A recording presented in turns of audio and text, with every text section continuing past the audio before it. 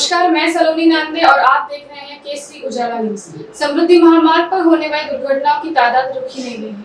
पिछले साल 1 जुलाई को एक लग्जरी बस के एक्सीडेंट में कुल 25 लोगों की मौत हो गई थी और राज्य सरकार ने तब उनके परिवार वालों को 25 लाख रुपए की मदद की घोषणा की थी।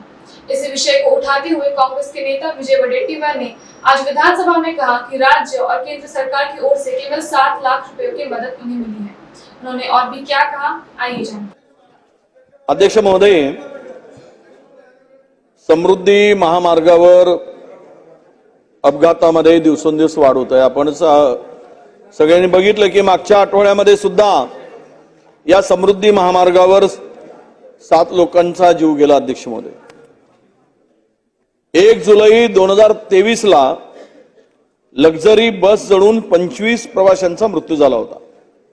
अध्यक्ष महोदय, या 1 जुलै 24 रोजी आता 1 वर्ष पूर्ण झालेला आहे। त्यावेळेस मुख्यमंत्री महोदयांनी या कुटुंबाला प्रत्येकी 25 लाख रुपये देण्याची घोषणा केली होती आणि 25 लाख रुपयाची घोषणा केल्यानंतर 1 वर्षामध्ये केवळ अध्यक्ष महोदय सीएम फंडातून 5 लाख आणि केंद्र सरकारकडून 2 लाख 7 लाख रुपयाची मदत झाली। हे सर्व तरुण होते, तिकडे पुण्याला जायला निघाले होते। ते कुटुंबातील प्रमुख त्या ठिकाणी सगळे नोकरीला होते, कुटुंबाचा आधार होते, कुटुंबाच्या साठी त्या नोकरी करून त्या अनेकांना विधवा स्त्रिया आहेत त्या तर अनेक निराधार झाले, त्यांना दुसऱ्याकडे काम करावं लागतंय। खूप मोठी व्यथा या कुटुंबाची आहे। त्यामुळे आता हा चंद्रशेखर माळवी नावाचा सामाजिक कार्यकर्ता 26 जानेवारी पासून तिकडे उपोषण करत होता। त्याला गळफास लावून घेण्याचा प्रयत्न त्यांनी केला, त्याचं कुटुंब उद्ध्वस्त झालं म्हणून त्याला उचलून पोलीस स्टेशनमध्ये कारवाई केली, त्याला अटक केली, न्याय मागणी करायसाठी त्याला कारवाई केली। मागत असताना अध्यक्ष महोदय, मला एवढंच सांगायचं आहे की तुम्ही घोषणा करताय, जर पोर्शे कारमध्ये अपघात झाला लगेच आपण 10 लाख रुपयाची घोषणा केली, तर 2 लोकांना केली पाहिजेत मदत, आम्ही त्याला विरोध नाही। पण या 25 तरुण आहेत, हे सगळे नोकरी करणारे तरुण होते, सगळे त्यातली मॅक्झिमम या लक्झरी बसमध्ये पुण्याला जायला निघाली होती।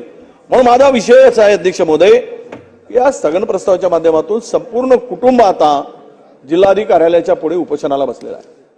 संपूर्ण या 25 लोकांचे कुटुंब मुख्यमंत्र्यांनी दिलेला शब्द आता पूर्ण करावा, ते घोषणा केली आहे, त्याची व्हिडिओ क्लिप आहे।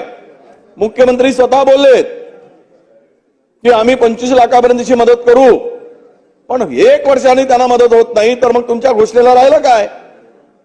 त्यांची मोडवण का करता?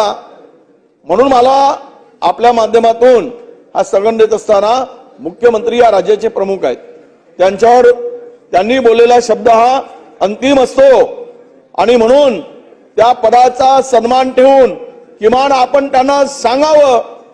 मी काही यामध्ये फार काही आता सभागृह स्थगित करा वगैरे प्रश्न आम्हाला काही बाकी हे नाही, पण या सगळ्या मध्ये या 25 कुटुंबाची जी वाताहत झाली अध्यक्ष महोदय, हे कुटुंब उघड्यावर पडलं आहे आणि म्हणून या संदर्भात 31 जानेवारीला एसआयटी स्थापन केली।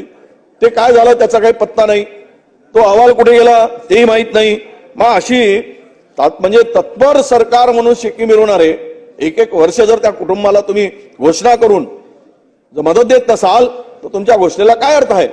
म्हणून माननीय मुख्यमंत्री महोदयांना आणि वित्तमंत्री महोदय आहेत ते जरा तपासून घ्या आणि या कुटुंबांना 25 लाख रुपयाची मदत जी घोषणा केली ती तात्काळ द्यावी अशी विनंती आपल्या माध्यमातून मी सरकारला करतोय।